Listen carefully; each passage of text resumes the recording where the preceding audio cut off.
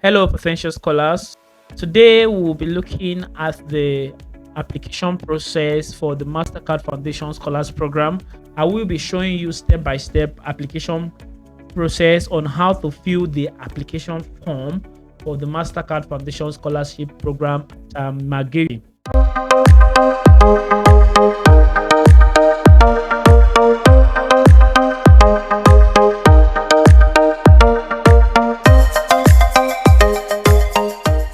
Previous video, we have looked at the eligibility criteria for this scholarship. We have looked at the timeline, and let me quickly go over it. Regarding the selection criteria, you have to be applying to this program at McGill. These are the program that it's available currently. Just go to my previous video. You will learn more about the application timeline, the application selection criteria, and all that. So today we will be looking at how to fill this application form step by step.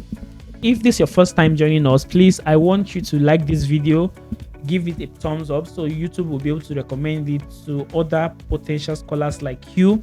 All right, let's start. So I will leave the link of this application form in the description of the video. So when you click the link, it will take you straight to this page where you have to fill your name.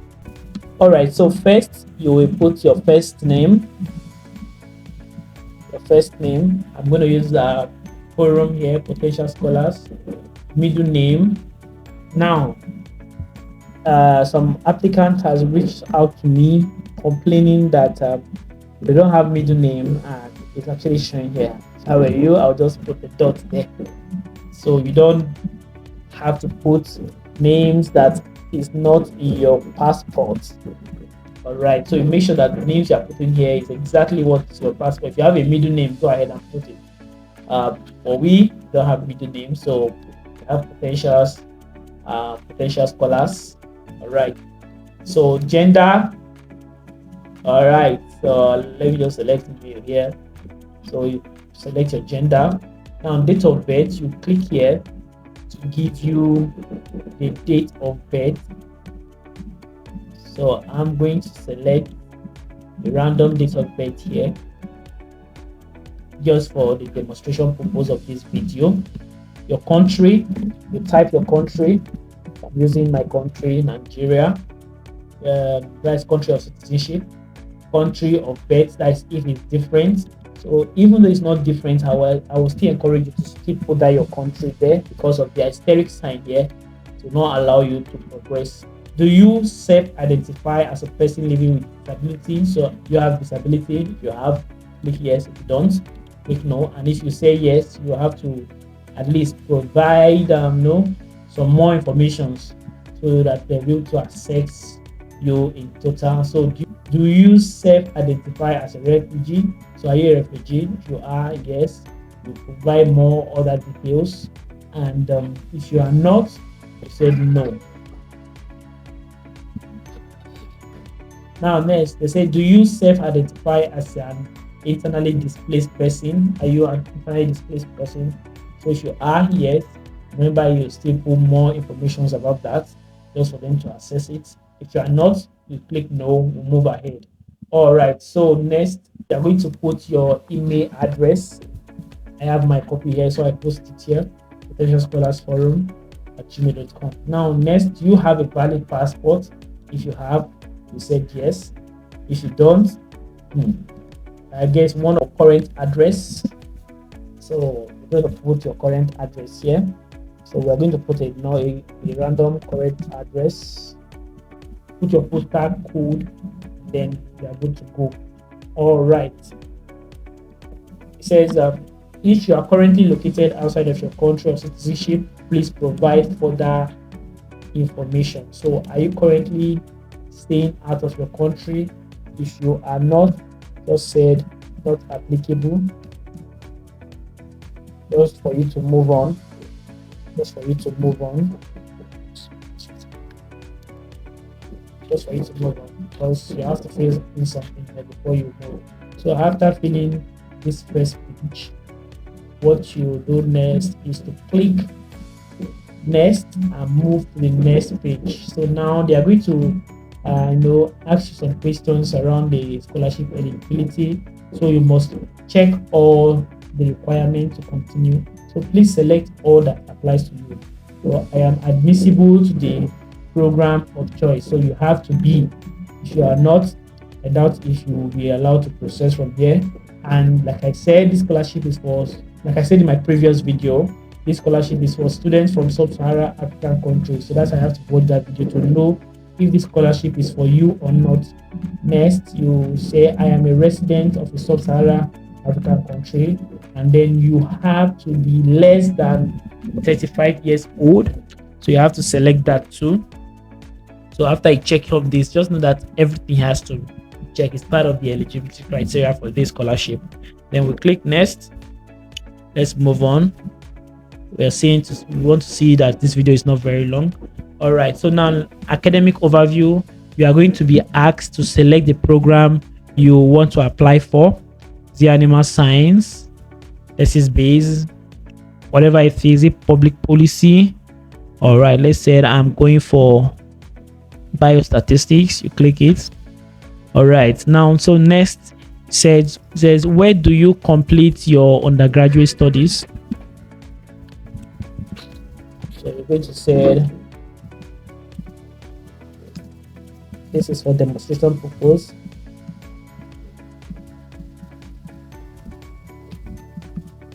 Just the name of the university, Lagos State University. What class of degree do you graduate with?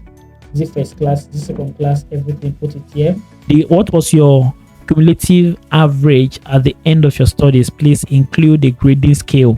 So if it is 4.89 over 5.0, so you have to put it too and put the 4 points. So when did you complete or are expected to complete your undergraduate study? So you're going to put that. So in our case, we just select random date here, 17 December. Okay. You previously a Mastercard Foundation scholar? If yes, you click yes. If you are not, you click no. So we are done with this page. So next here we're going to click next. You can see we have we are done 4 out of 7. So stage is very, very important. You have to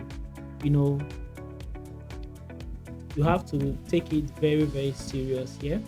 So here they are asking you about your personal statement. Note that your personal statement are a key component of your application. The answer you provide are meant to give the scholarship selection committee insight into your leadership abilities, your goals, an aspiration, and the impact that the scholarship would have on your personal and professional life. So basically, if you meet the other criteria, here is one of the most important parts of this scholarship application. First, here you are being asked, how would being a Mastercard Foundation scholar at McGill University support your development personally and professionally? So please provide an example for each. Right, so here what you're going to do, you're basically going to tell your story here. So we just have to fill this place with something so that you'll be able to move to the next page. So the next question here is, describe why you have chosen your intended program of study at McGill University. How do you foresee this program impacting your short and long-term personal career? So here, depending on the course you study, you are going to tailor your essay towards that program, and then you are going to briefly summarize your career plan here. So I'm just going to fill in I'm just going to fill in random words here just for it to allow us to move to the next stage. All right, so here another question here says, the Mastercard Foundation Scholars Program aims to act as a catalyst for transformative leadership. Using your past and current experience, describe an instance when you showcase leadership. So basically, here they are asking you of your leadership skills, and you're not just going to say I have this leadership. No, you have to give examples of how you have used it. So that's what here is basically asking you of. So I believe you just have to look for a way around to use the STAR method here. All right, then next question here says give a brief overview of your community involvement and or volunteer engagement. What motivates you to seek involvement? What motivates you to seek involvement, lead, or participate in these activities? So here you're just going to talk about your community involvement. Have you volunteered before? Where did you volunteer? What did you do? What motivates you to actually seek that involvement? So this is the best place to actually say that. And here we are looking at then we have two more questions to go. Here that says reflecting on your journey, why do you believe that you would be a good candidate? What are some of the skills and attributes that you will bring to the scholars community on campus? So this is the best place to actually talk about some of the challenges you face growing up, or some of the challenges you face during your undergraduate, and also try to connect it and bring out those attributes you think will contribute to the scholars community. So as usual, we're just going to fill it with random word and move on. Next here, it says if you were given the opportunity to improve on one skill to contribute to your transformative leadership, what would that be? So just also summarize here too. So after answering all these questions, I want you to take this part very seriously. Don't just open and start writing here. If possible, have a draft, give to one or two persons to review for you. If you can reach current scholars, why not? Please do that. It will actually help to increase your chances, because they are in the system and they have passed through this route, so they know the best way for you to tailor your essays. And this is the most important part of this application. So let's move on to next. All right, here they are going to ask you to email some credentials to this email. So you need to note down this email address. This is the scholars program email at McGill. So note it down, and you're going to send or email them your resume, your current resume. If you've done that, click acknowledge. You're also going to email your most recent academic transcript soon. So this is supposed to be in a particular email. Maybe towards the end we'll see what the title or what the subject of the email will be. But note that you are going to send these two documents, your resume and your transcript, to this email address here. So that is immediately you submit your application. Make sure you forward this email resume. Is an important step that you need to adhere to. All right, next here you have to provide names of your referee. You need at least 2 referees, so you have to provide their name. Here is asking you for their full name. So we are just going to do something randomly again here.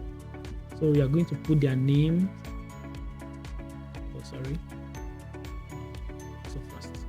All right, so you're just going to put their name, their full name, that has the first name and last name, and the relationship you have with then if it's your lecturer, then you're going to put it okay, someone who have lectured you before.